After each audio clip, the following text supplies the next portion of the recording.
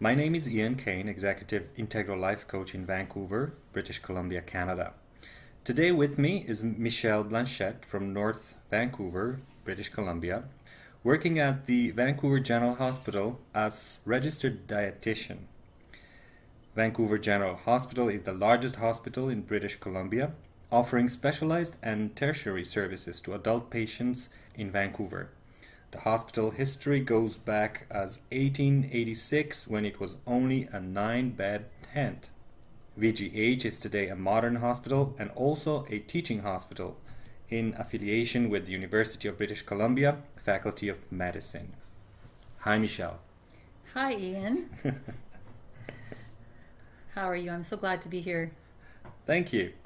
How does it feel working in such a distinguished hospital? Wow. Yeah. VGH is pretty amazing. I think just working as a dietitian, but I just think there's always something new going on and always something more to learn. As you said, it's a teaching hospital, so I get to work with mentor a lot of students, and I get to work with a lot of different dietitians, and it's quite incredible. Great. Wow. And it says that cardiac rehabilitation department includes cardiac rehabilitation and risk factor reduction outpatient clinic focused on the prevention of cardiovascular diseases through exercise and education. Services tailored to women and men, lifestyle management, offering individualized exercise instruction in a supportive environment, serves women and men who have had previous cardiac events, such as heart attack, angina, coronary angioplasty, or open heart surgeries, or who are at risk of having one. So services includes risk assessment, a medical exam, health education group sessions, women-only exercise program, and one-on-one nutrition counseling. Michele, your role is actually directly pointed out on the list of the hospital services. Wow. I think I'm pretty important there. Absolutely. So I'm glad I made the list. Thank you. Absolutely. Wow, look at this. And diet is a number one topic in almost every magazine. You must be a very busy... I'm a very busy person. You know what? Nutrition information is changing all the time. And that's what I like about my job. It's always changing. How would you best describe the work that you do at the Vancouver Hospital as your job description? What would that be? Wow. So my job description. Well, I'm there to support people to make lifestyle changes. Oh. Yeah, so I think that, in a nutshell, I could describe that a little bit more about what I do in my job. Would you like to hear a little bit more about that? Absolutely. Okay. So yeah, I'm there to support people in terms of meeting their best needs. They, as you said earlier, they might have had an event, a heart event. They might have had some, pretty serious surgery, bypass surgery. And what I find is they're quite motivated when they come to see me to make lifestyle changes, dietary just being one of those lifestyle changes. So I do one-on-one counseling, I do group education on various topics. I also hold workshops and teach cooking classes. So I'm really there to support them in whatever their needs are, just to move them forward. So I hear you saying diet is only one of the things they come up with when they're meeting with you. Exactly, yeah. So, I am very lucky to be working with an incredible team of professionals. And, we address all their needs when they come to see us. They come to see me for dietary advice, coaching, counseling, all that kind of stuff. But often what comes up in those sessions is they really need support in other areas. So maybe they're dealing with depression or they're have a lot of stress and anxiety, so I can connect them with the yoga program. A lot of times maybe they're not ready to change their diet, but I can encourage them with our exercise program, so I give them some guidance in terms of setting some goals around their exercise. So I hear you saying if you feel that you are not able to support them at your best, you advise them to find that in another place, like joining yoga class or some other exercises. or other professionals? Yeah. So the thing is, when they come to our clinic, it's a 6-month program, is they have opportunities within our clinic to do all of those things. So, I do a lot of referrals and, to outside agencies, but I also encourage them to work within the programs we have and to guide them and motivate them to try some new things. Very interesting. Very interesting. And dear Michele, this interview is intended to reach out to the Life Coaching Professional Society. In this conversation, I would like to outline the difference between a process with a professional and a coaching process. At the same time, I would also like to explore how much of life coaching is actually happening during a process with a professional, and what are your experiences in particular with your patients or your clients that you work with? Okay, just to frame our interview. I think that's fantastic. I'm really looking to exploring it with you as well. Thank you. What do you know about life coaching already? Yeah. You know what? I've heard the term. And since I started to get to know you a little bit better, I don't really know a lot about it because, a lot of the things, I definitely think there's going to be some overlap here in terms of what we're doing. We're trying to guide clients to make change. But I wouldn't necessarily say I know the entire definition of coaching. So this is great because I feel we can have some dialogue and look at, exactly as you said, the similarities and some of the differences. Great. I'm looking forward to that. So I hear you saying you haven't been contaminated with coaching as a profession as such. However, you feel already that from what you've heard from me, we of course had a little conversation beforehand, that there might be some overlaps and differences. So allow me to more precisely define life coaching so we can then more easily draw lines between the two, the work of a coach and the work of a professional, and where the blend happens, if it happens. According to the International Coaching Federation, which is an umbrella organization for a coaching profession, they define coaching as partnering with clients in a thought-provoking and creative process that inspires them to maximize their professional and personal potential, which is particularly important in today's uncertain and complex environment. Does that move you in some way? Thinking of some of those words that you mentioned, partnering, my gosh, that's exactly what happens, when two people meet. It's not me telling them what to do.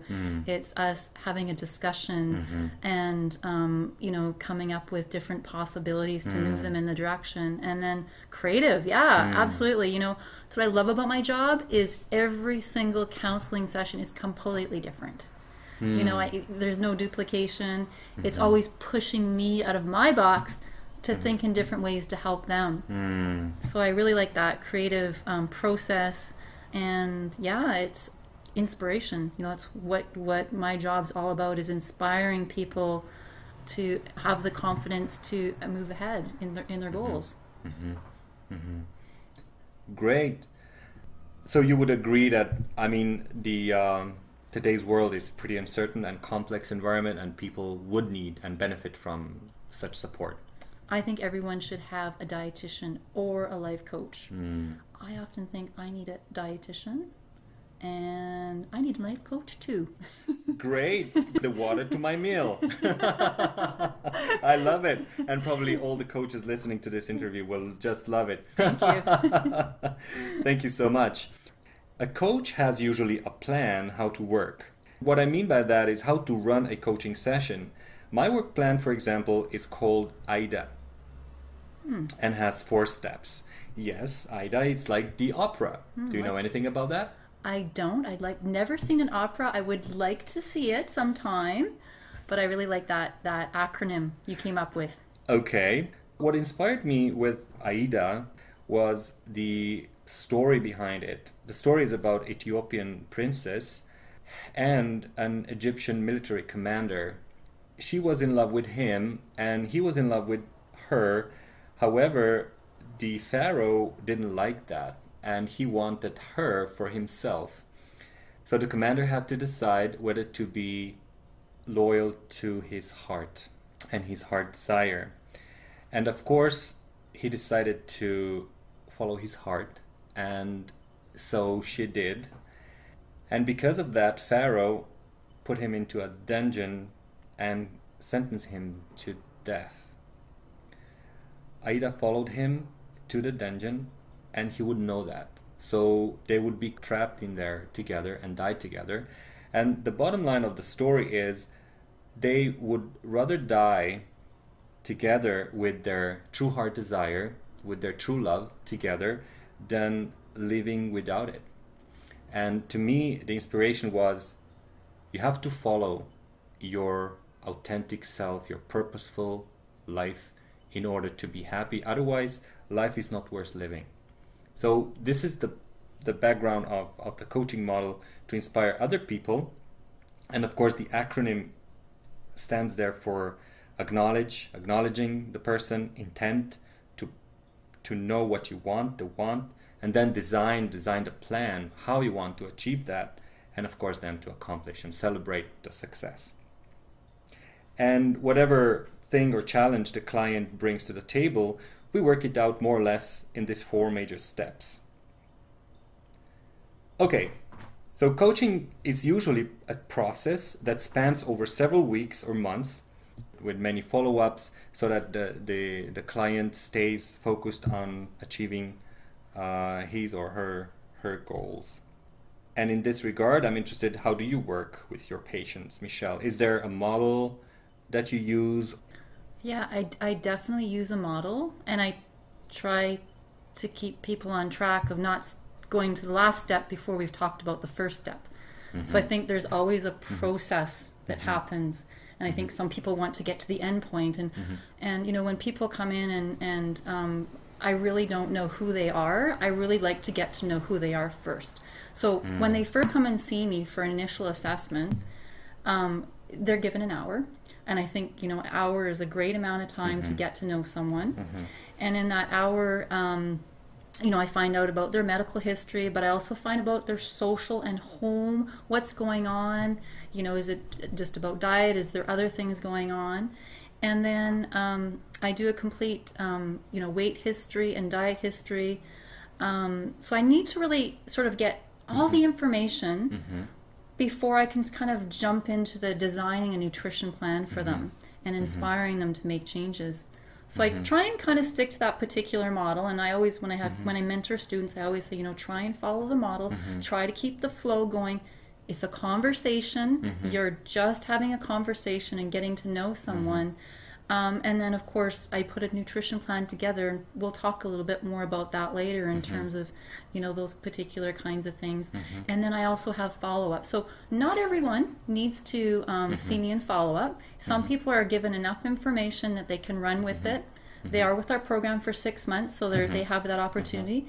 But other people I follow once every month. And they really need that support in order to move them forward.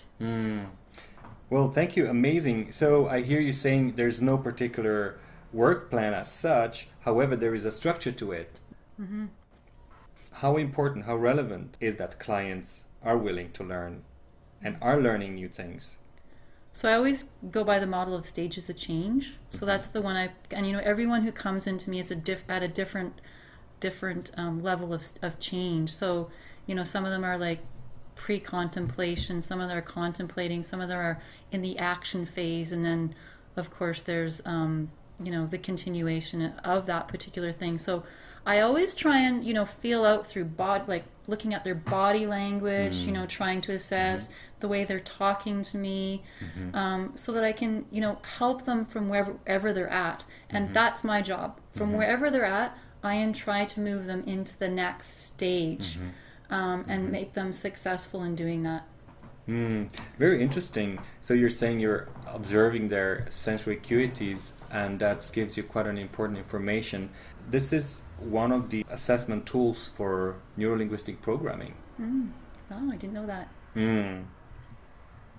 What are some ways you assist or stimulate patients or your clients to think differently, to think out of their box, and that they learn for themselves what is best for them? I think we do a lot of brainstorming. So it's a lot of back and forth, and me just, you know, asking them the questions. So it's kind of like a motivational interviewing kind of thing where, I'm not necessarily telling them what to do, but I'm provoking things, just describing stories or past experiences, just getting them to think about barriers. Yeah, so I think just that whole dialogue of really what's going on, maybe giving them some suggestions. So whether it's connecting them with our cooking class, or maybe they need more cognitive behavior therapy, so which I teach a craving change. It's looking at why we eat versus what. So that might be something. So I give them the options, talk about different things, and then just try and get them to think of a different approach. Like if they're really struggling, what hasn't worked before? Why hasn't it worked? What are some of the other options that they can do to move them in the right direction? Very good. So how are your clients responding to that, to your challenges? I think, sometimes my nutrition plans or goals that we set for them are often very short, and other times they're long. And for the majority of the time, the people coming in, I work with a very lovely population. They've had a heart event, they've had major surgery, like I was saying before. They're scared, and they're motivated to make changes because of that. I always try to encourage them, you know what? This is not a bad thing that happened to you. This is changing your life, and you're going to be way better off. So always offering that positive spin on everything that we talk about, and trying to really integrate it into their life so that it's of relevance to them. Well, something caught my ear earlier. You said, well, rather than telling them, I encourage them. And that's really really awesome, because it's really overlaps with coaching. Even though you are a professional, you have the knowledge, absolutely can give the professional advice to them, and yet you expressed, I'd rather not telling them, but invoking them into that awareness so that they learn themselves. And that's really something awesome to hear. And it's quite quite similar to coaching, where in coaching, of course, we're not giving advice at all. Okay, so working with clients in coaching, the coach builds on clients' strengths, supporting values, beliefs, and their successful behavior, and last but not least, celebrate client success. You have touched this already a little bit earlier. What is your experience? Has this any relevance at your work? You know what? I often refer to myself as a nutrition cheerleader. And I actually should probably get some pom-poms, because I think that'd be a lot of fun to pick those up every once in a while and shake them and dance around the room.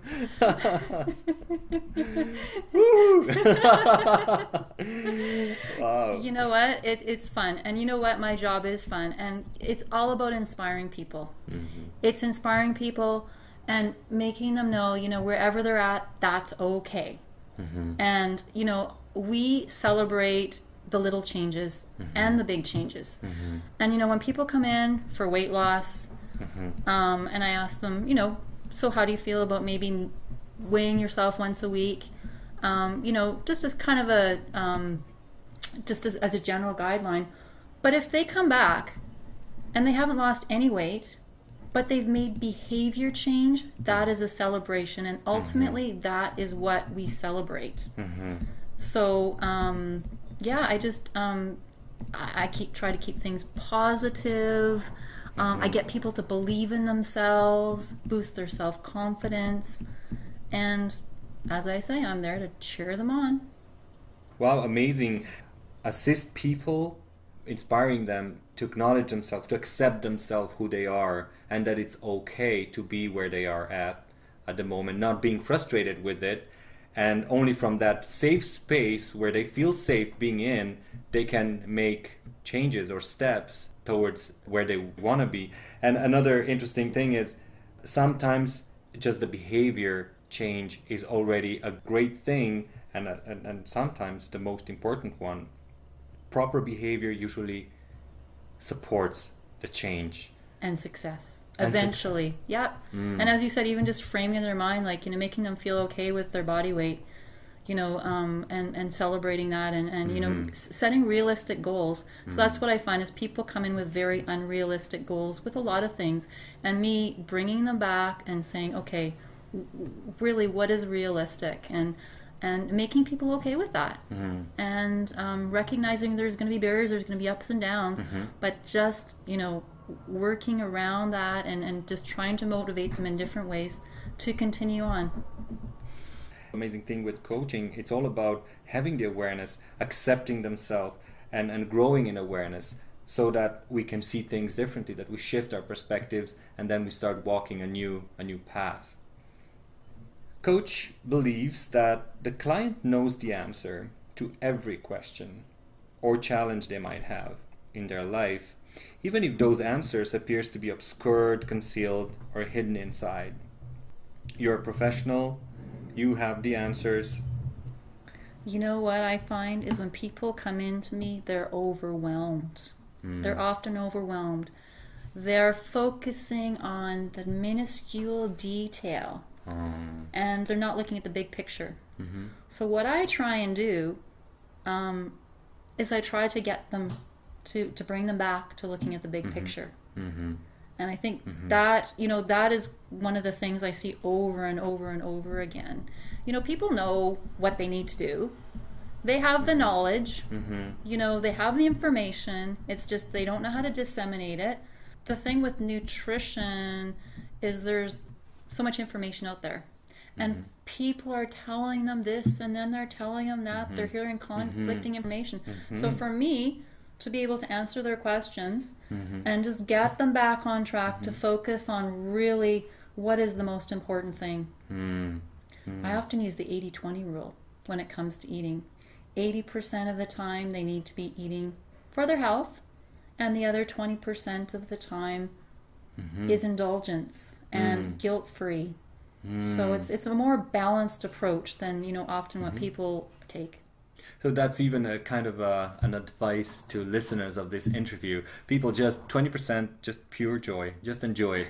And then the rest of 80% just do what you have to do when you must do it, because that's the that's what you need to do for your health. And my rule is 80% yes and 20% chocolate. Wow. Being overwhelmed is one of the things that is that you've experienced is the most burdensome for the people, and get them back into focus, into what really matters, and also to strip down all that whatever there is holding on their shoulders, and at the same time to see the bigger picture. That's exactly what we do in coaching as well. I'm glad to hear that. Well, I think it's also the setting that I work in, because it's an outpatient setting. I think I find with inpatients, it's not really the proper time to be teaching and educating and motivating people. They're so sick. But when they come to an outpatient clinic, they're at a state where they're willing to absorb and willing to make changes. So I think I work in a truly unique area. I'm very privileged to work there, where we can be very supportive of our clients. Wow. In coaching is, of course, partnering, creating that alliance, that relationship between the two, and yet to give all the power back to the client, to empower the client. Which means also that the coach in the process never brings his or her own agenda or the content. Just take care of the process, that it runs smoothly, while the client is the one that brings their agenda and the content to the process. How do you empower your clients? Well, you know what? I think the key word that caught my eye when you were talking was the word trust. And I think that's a really important thing. I often, mentor my students is you need to develop rapport with the client. If you have not developed rapport with the client, it's lost. The session is lost. You need to be non-judgmental. You need to leave everything of your beliefs behind and be supportive and understanding and compassionate and have empathy. Put your feet in the other person's shoes. And then when I find you can do that, what ends up happening is they open up to you. and they often tell me things that they haven't told anyone else before. And I think that's really where you can help them, is when they're being honest and they're being open. And at that point, maybe when they start to talk about it, then maybe you have something to work with to help them move forward. So you mentioned very important words. One is trust, non-judgmental, space, and rapport.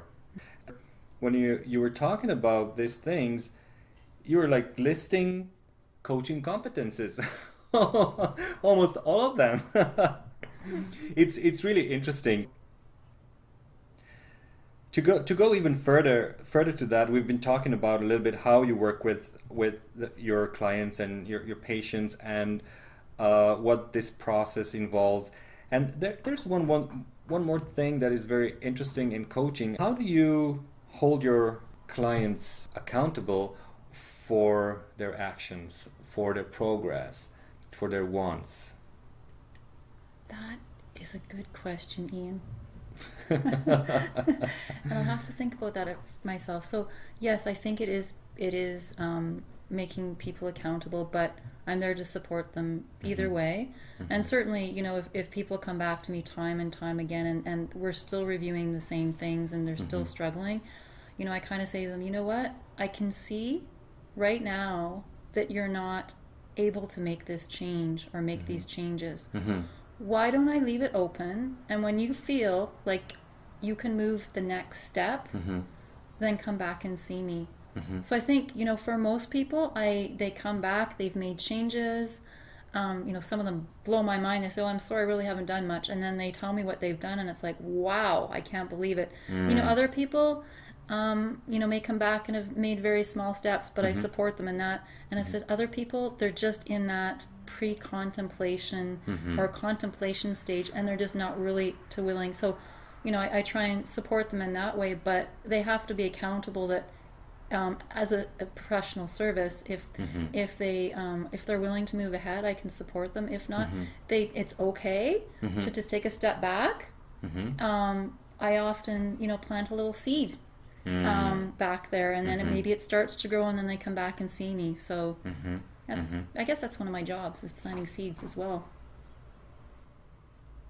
Wow, amazing. Accountability is also owning their own results, owning their life, their decisions. And of course, when they come back to you, I mean, with the results, I don't know, you have this direct way of communicating with them. How do they take that?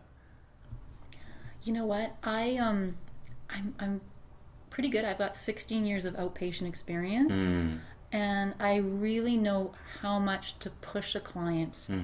Like, I just really have this feel like when I have to be a little bit, you know, harder on the client, and then other times, you know, you can see a person's really struggling, and there's the Kleenex box, and you know, and you just want to embrace them, right? Yeah, that's, you know, sort of where I kind of come from. So there's a lot of sensibility. You sense it. You sense where they are at, and how, and then you somehow modify your approach towards them. Some clients, what you're saying, are willing to take more of a challenge, and some clients are softer and need different kind of approach.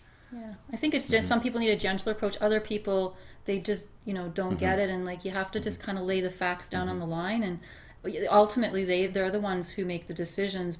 I think you just need to know when to push someone just a little bit, and then other times just to kind of bring them back, and as I say, you know, just give them that love that they need, and really making it okay that you know, this is where they're at, and that's okay. It's very similar in coaching as well, to have accountability, and there are like two parts of it. One part is when clients needs us to hold them accountable, and there is and the other approach is where the clients are able to hold themselves accountable, and there is a slight difference between them. Do you see the difference? I totally understand that. Yeah, there's accountability on both parts. Interesting. Yeah, you know what? I just I think I just take a different approach in terms of every client, in terms of accountability. Yeah, and certainly, yeah, there's those people that need to see me every month to be, they need someone to be accountable for, and if I can, do that, but ultimately, I also try and, move them along so they can be accountable to themselves, and so I guess that's my ultimate goal is making them more, not so much accountable to me, but making them accountable towards themselves. When they're able to hold themselves accountable is when they truly take the full responsibility for their life and they are totally empowered. Yeah, and I think even just knowing where to get the resources. So, they can't see me forever. It's a 6-month program they're in, and I just need to empower them to, you have some issues. These are some of the resources that you can reach out to. Because growth is, who we are yesterday is not the same person as we are today, who will be tomorrow. So it's always a continuous growth, and what you need today won't necessarily mean what you need tomorrow. So I think people just kind of need to know how to do that themselves, to move themselves along and just deal with day-to-day situations. Amazing. The coaching process is a confidential process, and in this process we address specific personal projects, business success, general conditions and transitions in the client's personal and professional life, relationships, by examining what is going on right now, so to elicit the state of play, and then of course also to discover their obstacles and challenges and choosing a right course of actions. I definitely agree with that. I think, there's a lot of barriers, exterior or interior, when it comes to people making changes. And, a lot of these people deep in the psyche, right? And then a lot of times people have physical barriers. They may have other external barriers that are preventing them from making change. And so I think it's really important to try and explore with the client what's really going on. Clients would come to you just, for their diets, and yet when the process starts, they bring up to the table a lot of things. We say that if there's no client's commitment to action to move forward, it's considered that coaching did not happen. And how is that in your field of work? Yes, a lot of times people come in, they've got every excuse in the book, they're not ready to change. And I think, as I'd mentioned earlier, is sometimes my job with them in the office is just to plant that seed. And it's amazing because I see them coming back and, at a different stage. So even if we don't think that something's happened in the office, there has, whether it's they're just not willing to be open to it or not. But I think everyone walks away with something. And everyone walks away with something different. So I think, and I don't know about you, how you would kind of answer that question. I can only confirm, because there are many situations where clients are somehow looking for excuses. They just want to have, a long talk. They want to go sideways, away from what the original intent of the session was, because they're not really ready to commit, or they don't know what to commit to, because there is so much going on there. Sometimes people are so overwhelmed with everything that's going on in their life, they don't know even where to begin. And when you don't know where to begin, you don't know where to commit, what to commit to. Sometimes what I've noticed, experienced also, is that they're not ready, even though they recognize the need to be coached and that they need to move forward, they want to move forward, they're still not ready. And it's somehow a contradiction that they know they have to move or they want to move, but they're not ready. It's kind of weird, but it happens. I think it happens to everybody, though. I mean, I think I've been in that same situation as well. As I just feel like I'm spinning my tires and I'm not moving anywhere, and you know, I'm really trying to dig myself out, and you know, my tires keep spinning, and I keep getting deeper and deeper into this hole. So yeah, it's and perhaps it was I don't know, maybe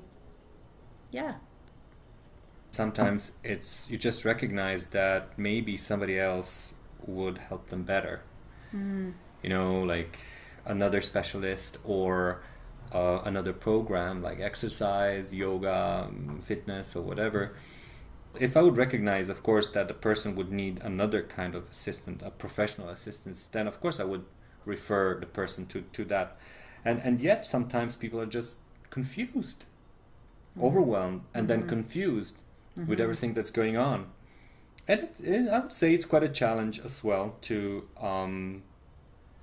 keep their focus on what they consider as their priority.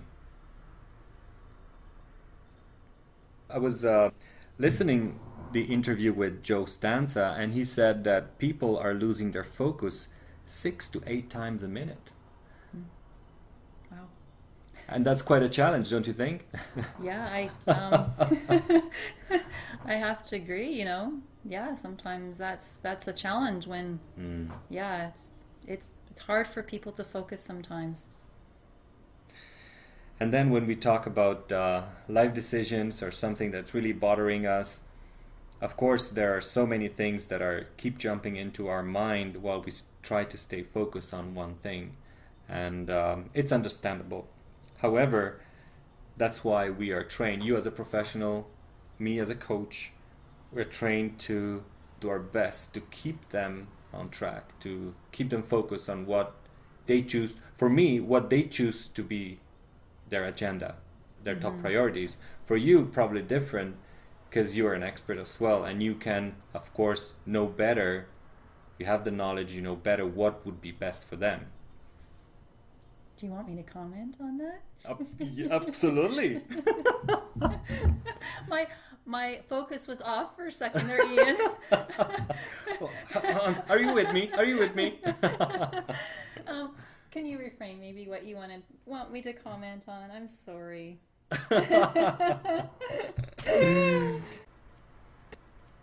Life coaching is a profession that is profoundly different from consulting, mentoring, advice giving, therapy, or counseling. So, Michele, we have had a long talk about coaching and comparing it with your profession. What is a clear difference between coaching and the work that you do, according to your opinion? Yeah. You know what? I think there are a lot of similarities. I think, you know, more similarities than differences. And I think, you know, where maybe my profession as a dietitian varies is I give information. So, you know, I give specific information in terms of recommendations around nutrition and very, you know, so I do tell people what they need to do, but it's like a negotiation process. What would you like to do? This is, you know, this is what I see is happening, and where would you like to work on that? So I actually do give advice in terms of what I see is happening, and I don't know if in life coaching whether you ever sort of do that or not, but I do have to provide them with information, you know, so that they can eat better. So specific information. Well, in life coaching, we are mostly asking them questions so they could come up with the answer where they could find resources. You know, have you been thinking of looking up for additional information, healthier diet? Right. Maybe you should see a dietitian. Yeah, or seeking. Do you think, or do you believe, you know, an advice would come at hand here to search for assistance from a professional, more along those lines. Sometimes in the past they have already learned some successful strategies for an obstacle that they have, how to overcome that obstacle. It just happened to be that they forgot. So sometimes when I ask them certain questions, they just remember, oh, I had that experience and or like 10 years ago I've been doing that and that diet and I felt really great. And they could go back to that. That sounds good. Yeah, so I think, the majority of what we do is the same, but then I just, because I have the professional knowledge about nutrition, I'm able to provide that to them as well. Yeah. And of course, me as a coach, if somebody would come for a let's say a weight loss, it would be kind of difficult to give them any sort of advice. I don't know. I would have to make clear first what are their expectations, what they want from me. They want from me to give them an advice, or they want from me just to assist them and support them in the process of their weight loss or slim getting, which I like more, because it's better to go towards something than running away from something.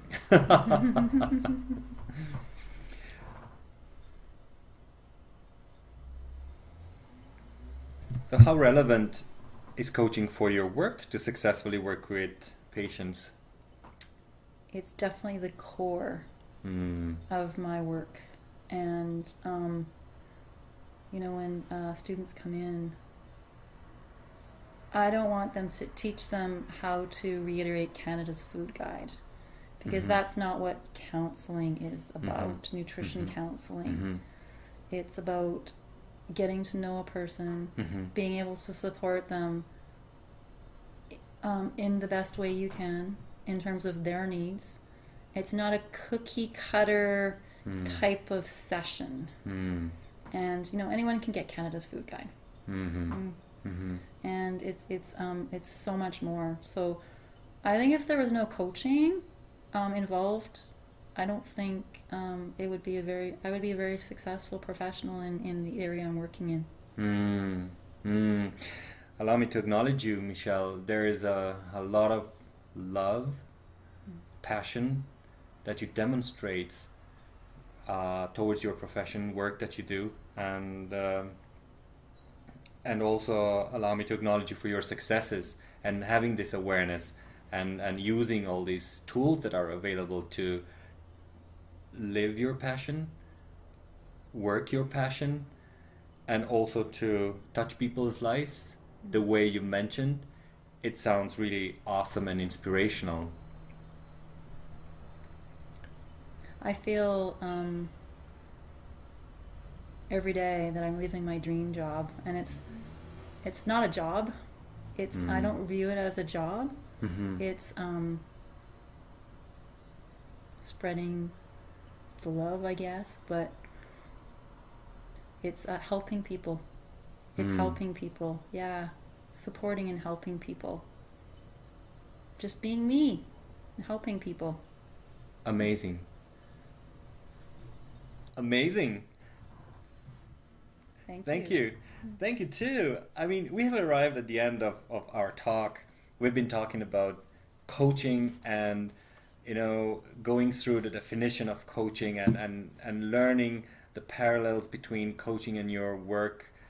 We touched base on core competences of coaching, and it's quite amazing to have this talk with you, because I've learned how much of it happens already within your counseling professional career, and also I'm really inspired to hear and to see that you're using these tools to inspire people, to empower them so that they take responsibility for their life and to live their better life, the one they want. Sometimes you said they even don't know what they want, or they're overwhelmed, so you narrow their focus down to what is relevant and keep them going.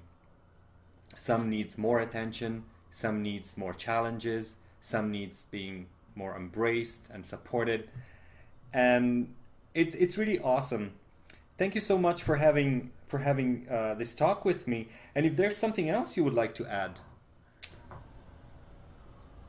Well, this has been really interesting, Ian. I really thank you for inviting me to do this interview with you, and I think you are heading into an amazing profession, and I think we're both professionals looking to the same thing, to help people. Mm-hmm. Yeah. I think that's wonderful. Yes, that's right. And it's really amazing what you've said.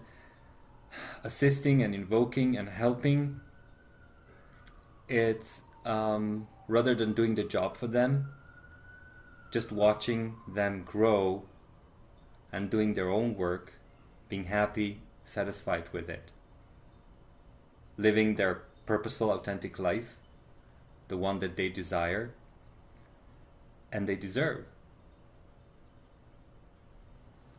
Absolutely. We people are awesome. High five. Yeah. Thank you so much. Hey, thanks.